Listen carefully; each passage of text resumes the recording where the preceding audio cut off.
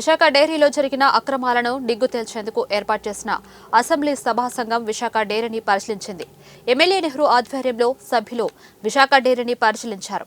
అనంతరం ఆయన మాట్లాడుతూ స్పీకర్ ఆదేశాలతో డైరీని పరిశీలించినట్లు చెప్పారు. పరిశీలన తర్వాత సందేహాలు మరింత పెరిగాయని నిపుణుల కమిటీ సహకారం తీసుకుంటామని చెప్పారు.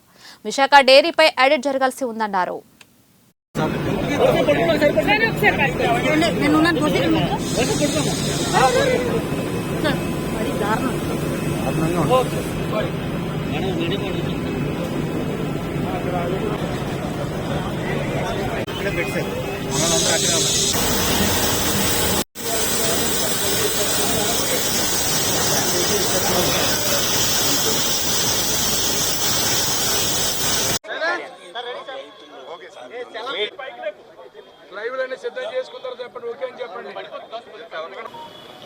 మేము మాట్లాడటమే కాదు, దీని మీద ఇప్పుడు శ్రీనివాస్ చెప్పాడు, నేను చెప్పాను. ఖచ్చితంగా ఆడిట్ అంటూ కూడా స్పెషల్ ఆడిట్ జరగడం జరుగుతుంది. గత విశాఖ డైరీ ఏర్పడ్డ దగ్గర నుంచి ఇవాళ వరకు కూడా 3 అంచెలుగా మార్పులు చెందింది. ఇవాళ ఒక రకంగా మనం నిక్కచ్చిగా మాట్లాడుకోవాలనుకుంటే ఇది ప్రైవేటు పరమే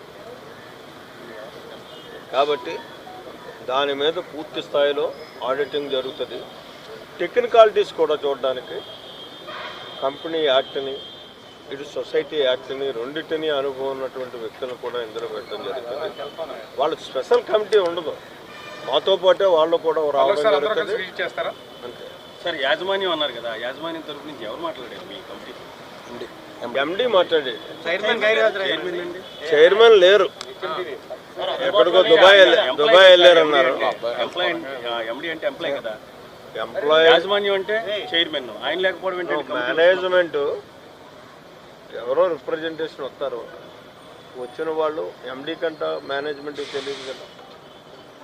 మేనేజ్మెంట్ కూడా వాళ్ళు